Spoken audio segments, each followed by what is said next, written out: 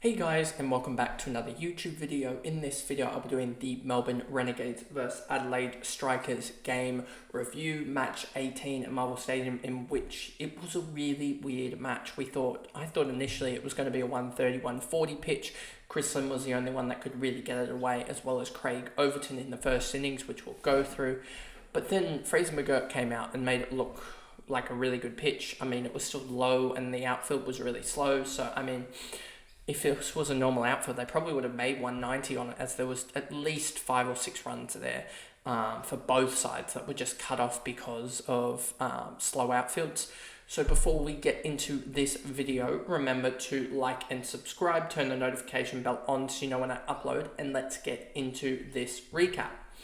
So as you can see here, I have the cricket.com.au sort of outline of how this game went and the scorecard here, and then we'll go to the strikers, as well as, if I just bring this up, I also have it on here for the SuperCoach scoring and stuff like that. So there's a quick preview of how everyone went if you weren't up to date with it. But first off, Matt Shaw, only 8 runs with the bat, just couldn't get going, got caught by Mackenzie Harvey at sort of this mid-wicket off a rank long hop basically off Majib, and was it the third or second over, end of the second over. If one of the Majib ones hadn't been a wide and had been in byes instead, which it probably should have been, he wouldn't have been out there obviously, but so be it, that's how it works.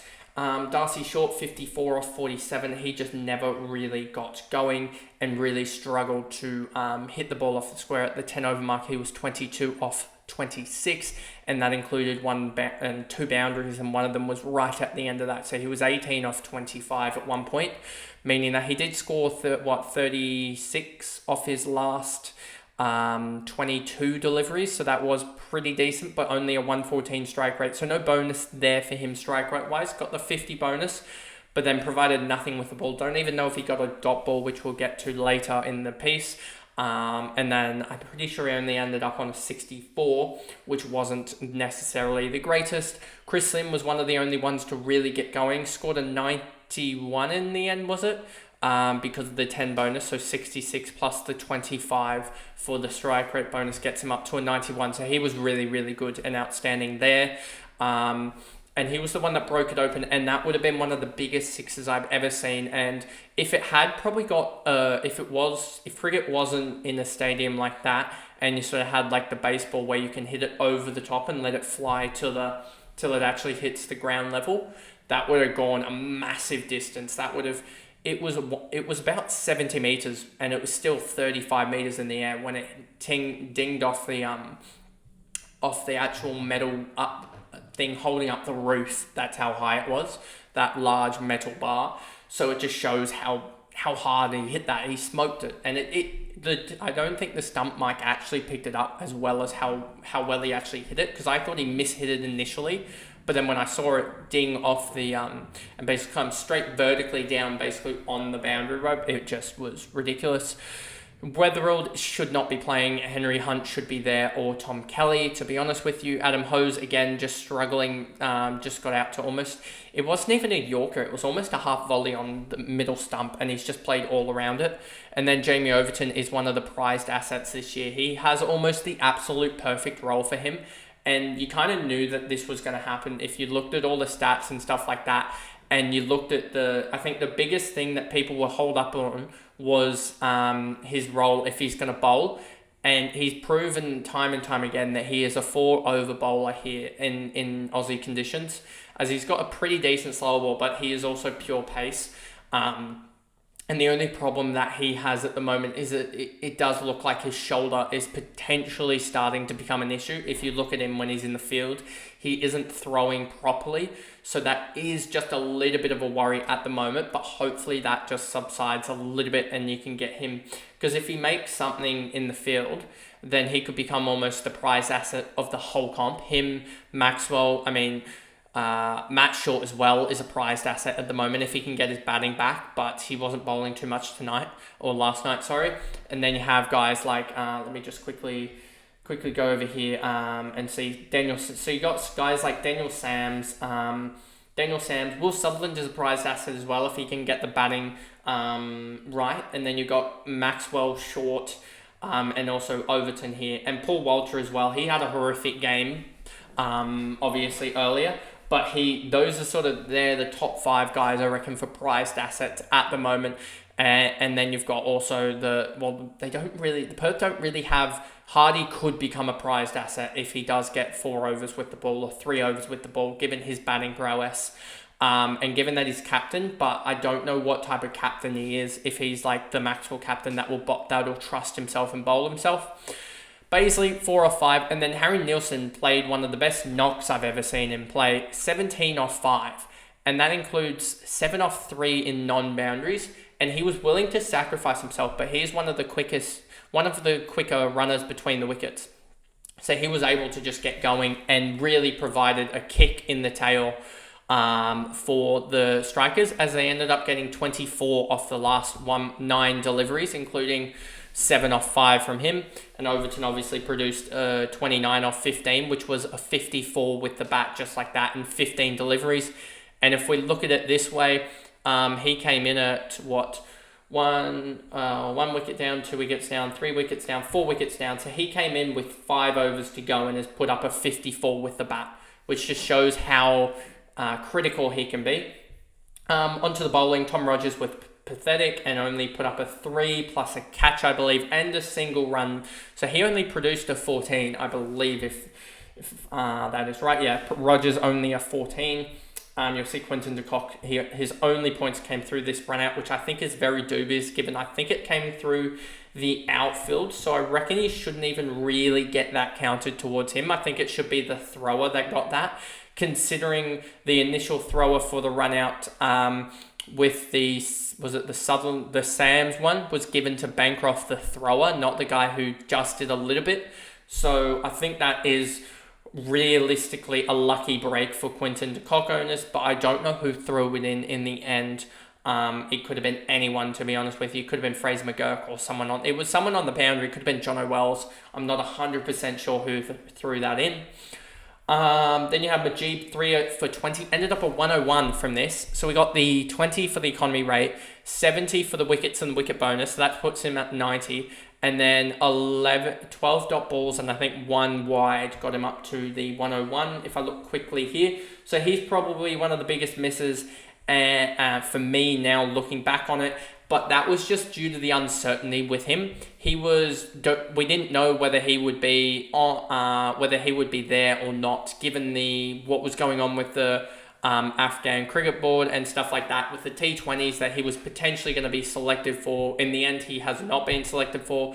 But then you have him basically refusing to be central contracted, and then Afghan cricket board coming out saying that they were going to basically deny any non-objection certificates or whatever they're called, NOCs, in future, and basically immediately get rid of any NOCs that were there. Yet they've said that, but Majib is still playing at the moment, so that is really, really weird. And that's why although he presents really good value at the moment, I don't want to touch him just based on the fact that he could get pulled at any time, and any time probably within about outside of 3 or 4 hours from the first ball of a Renegades game is when I'd be worried that he could get pulled. And so that's why I would not be going for Majid, but that is just my personal choice of minimizing potential risk.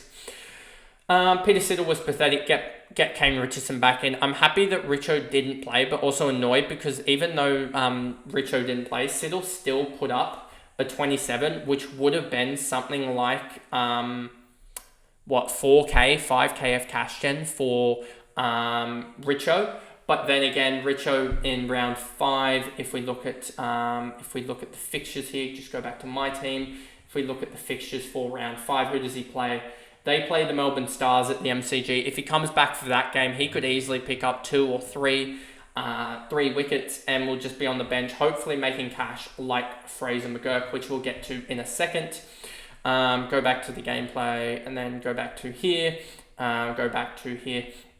and then Will Sutherland 1 for 34, 9 dot balls. He also got 11 with the bat, so it was 29 in the in the field and with the ball, and then also just 11 with the bat, which was fine. A 40 performance, not the greatest, but a 40 on a bad day for him, you take it. If Fraser McGurk and Marsh didn't have that stand, he probably comes in and makes maybe a quick fire 20 or something like that. And he'd be able to win and get that strike rate bonus, which is usually going to be a 15 plus for him if he gets there, which is really good if he does get there, but he didn't get there last night, which sort of sucks, but still, Will Sutherland is a prized asset and a guy that I really do want to keep. But I may just looking at the guys, like the Perth Scorchers guys are really, really pricey, and that's because they're really, really good. So you got Perth Scorchers guys that are good. You got the Hobart guys like Dooley could be an interesting one to grab. Riley Meredith as well. They're pretty pricey as well. And then you've also got Brisbane Heat with Paul Walter. Kuhneman is a guy that I'm looking at who's 130k, which isn't that bad. You've also got from the Brisbane Heat, I'd actually have to look it up. But if we just look here, that you've got those guys that you've got to ponder in round 6 and 7. If we go to Brisbane Heat and you just go by averages, you got Paul Walter, you got Xavier Bartlett as well, who's having a really, really good season with Nessa basically doing nothing. Munro isn't the guy that you'd want. Kawaja obviously at that price, no thank you. Mitchell Swetson as well is starting to really go up in price, and a 41 is going to see him rise dramatically with that minus 40 break even. Renshaw, don't really want him given the test squad. Marnus, no. Billings, no. Bryant, no. McSweeney could be another guy if he gets overs. Could be interesting. Josh Brown at that price could be interesting. Spencer Johnson could be a guy that we look at now as he's started to turn it around. And that is around a 30-something average for him now. So you've got all these guys, and you've got the big dogs like Walter that's at like 150 odd K for a 60 odd average. You've got Bartlett as well, who looks to be around that 180, 190k. Bartlett was a 5 break even for a 107, so he's going to go up 25k. So he's going to be around 200k when you want to bring him in. So you got all these guys that you got to bring in. And that's why Will Sutherland may be a guy that goes. Zampa, 4 overs, another 25. Happy that I went for Mir, as not only did Zampa only put up, it was like a 15 or something, I want to say. Wait, no, it was, what is it here? Let's see. It was a 16 that he put up. Not only did he put up a 16, he lost a bunch of cash. Look at this cash gen loss here out of him. He would have lost with a 16, a 76 differential. You can see here, even with a 40, it was a minus 11k. So we are looking at around a 1k loss for every 4 break even difference. So that is with the 66 difference, that is around a 16 or so break 16k cash drop. And we saw with Usama Mir. Let me just bring him up quickly here. He had a 2 break even, went 42, so he's going to go up 10.5. So I effectively, by making that call, I'm not actually going to be playing them, but I just flipped around 26k in cash gen there by making that decision. It does stuff up some things slightly because Usama Mir is leaving and I can't just hold them, but 26k at this point could be crucial because of some of the mistakes earlier, and just with what I was saying about 2 minutes ago with the players and needing all those Perth guys, and they're heavily, well, not inflated in price or anything. They just average so much that it's a lot harder to get to them. So you need as much cash as you can at the moment. And that's why I was also happy about Fraser McGurk's innings, which we'll get to now. Joe Clark, you can... His innings, he made 43, I think, SuperCoach-wise points, but he's out for the tournament. So Cox could be coming in, but that's negligible given that they don't have any doubles and they are batters only with Quinton de Kock keeping. Quinton de Kock, first ball down the leg side, smashes it to the keeper for a duck. He is losing cash and losing it quickly. Even though he's got a 33 break even, he only got 20, which is a minus 3 or 4k in cash, as well as having a massive break even for the next game. We'll see what that is at the moment. Fraser McGurk, 70 off 37, huge strike rate bonus plus a catch that he took. And then also he got the 50 bonus, so that is a 35 plus 35 35 plus the 10 for the 50 bonus gets him up to 45 plus the run. So he ended up at 115, which was almost 30 above his break even. And we look here just quickly. Where is he? Over here. This 115 is Fraser McGurk. I have him around 7k cash gen. So that is huge. If I just move my, you can slightly see it. If I just do that there, you can pretty much see it. So if he had scored say he got another like 20 or something like that, 20 score, you can see how much cash gen was in for him. But now that he's gone to 115, you can just see this over here. Look at this just change from a minus 17k to a plus 7, 24k cash gen. Plus the 115 is a huge score to go to his break even next time, which should be better because those zeros and twos should be more backlogged in the system from those 0 and 2 from his double game week. They're more back in the break even system, so they're weighted less, and the 115 should be weighted more, which will allow him to get better break even. So we may see potentially a negative break even for Jake Fraser McGurk, which will be huge next round. Sean Marsh, absolutely incredible. Just great to watch him play, to be honest with you. And the good thing about Sean Marsh, if I bring this up quickly, and I did by working out with Fraser McGurk, and it looks roughly to be that around, actually, I can just show you here, and to get the actual numbers here. Fraser McGurk in the top 1% is 39% owned, and I believe 25% have that on, 60% overall have him on field, but you can see this split here, 25% of the 40% of people in the top 1% have him on field, which is roughly, if you look at that, around 50 people have him on field. And then I would suggest potentially out of that 75% that don't have him on field, that since it's the third game and there was a couple of Thunder batters that you might have looped for emergencies, I reckon only about 10 to 12% of people actually were able to access him off that bench, which means that he's around 37% in the top 1% of people out of the 40% that own him, which if you do the maths is roughly 70 odd people out of the 500 in the top 1%. And then, so that just shows you how, which would be around a, what is that around in ownership? That is, I believe, around the 14% effectively have him on field ownership wise and access to his points. 14% have access to his points. Then we do the same type of maths here, and Fraser McGurk in the top 5% is 46% owned, and 32% of those people have him on field. So if I bring up my calculator here on my phone, 0.32 times the 1,175 is roughly 376 of the top 2,500 have him on field. And let's just say that 40% have access to his points. 0.4 times 1,175 is 470 people out of the top 2,500 or so have him access to his points. So you're not too worried about that if you are one of the people that got stuck without him.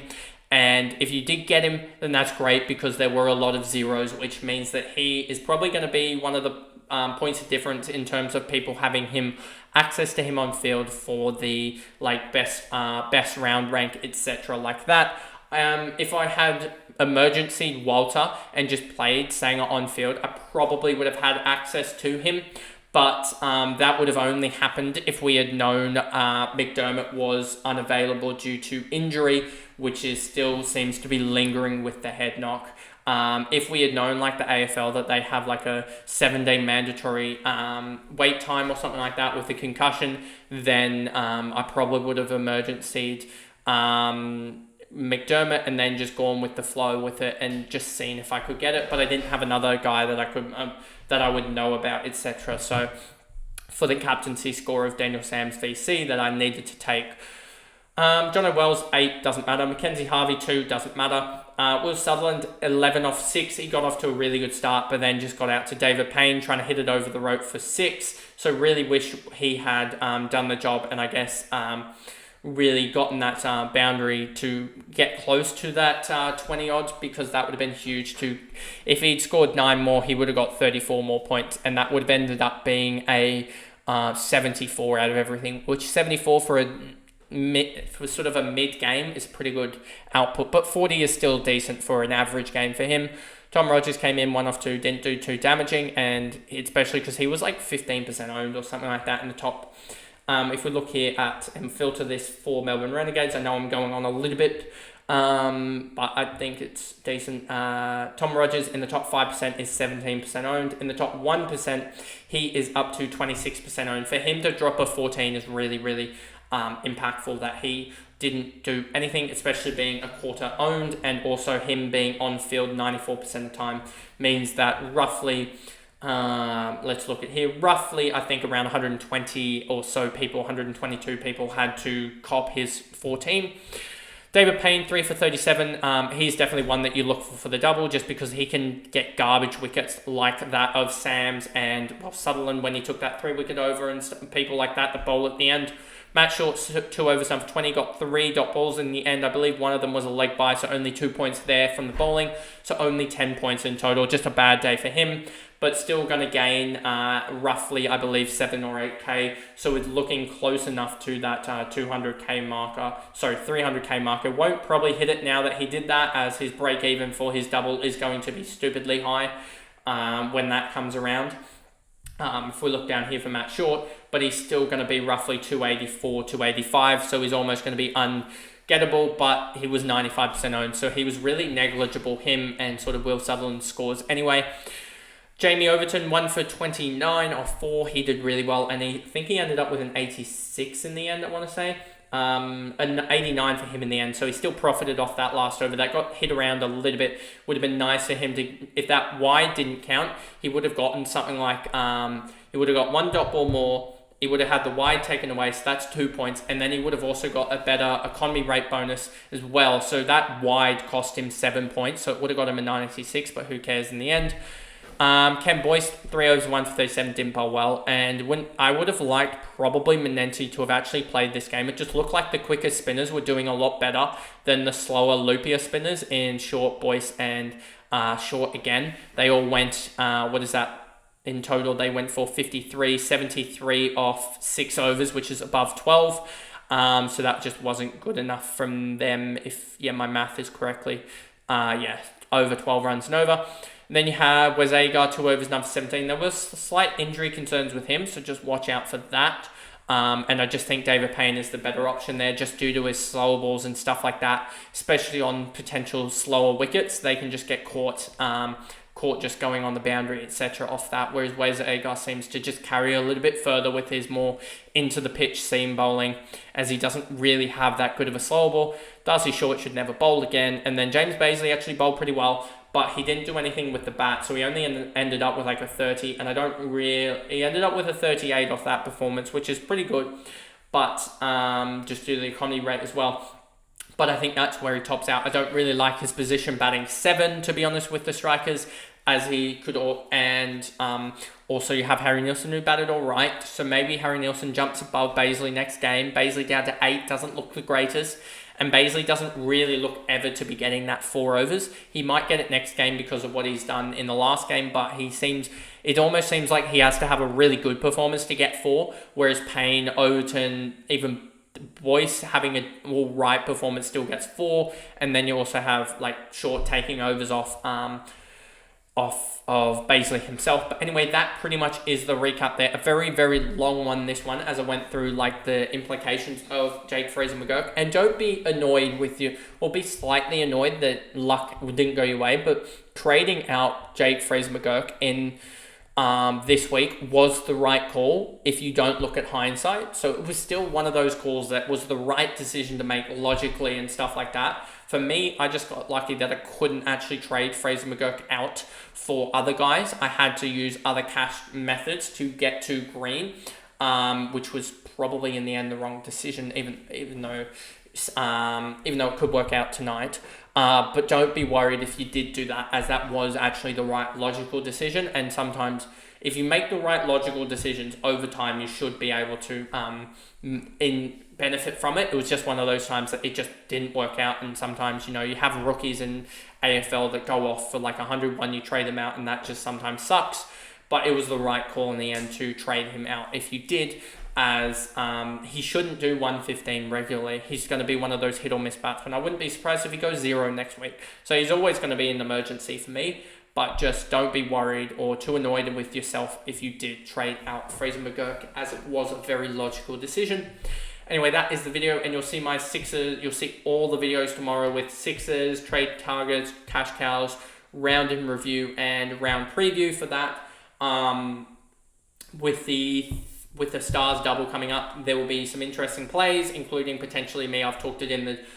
if you want to jump on and see a lot of what I'm doing mid-round, there is the SuperCoach discussions board. If you go to SuperCoach, if you type in SuperCoach and you go to SuperCoach scores and then the threads, you'll find a lot of activity from me and some other guys like Diabolical and stuff like that. We sort of talk through a lot of what we do. There's a good 40 or 50 guys on here that, or a lot of people on here that really do good work. So yeah, if you want my thoughts and stuff like that mid-round and mid-game, that's really where I'll be with a lot of the other guys that are SuperCoach sort of, not content creators, but just a lot of guys that are sort of in that top sort of 500 range regularly. But anyway, that is the video, and I'll see you guys in the next one. Bye guys.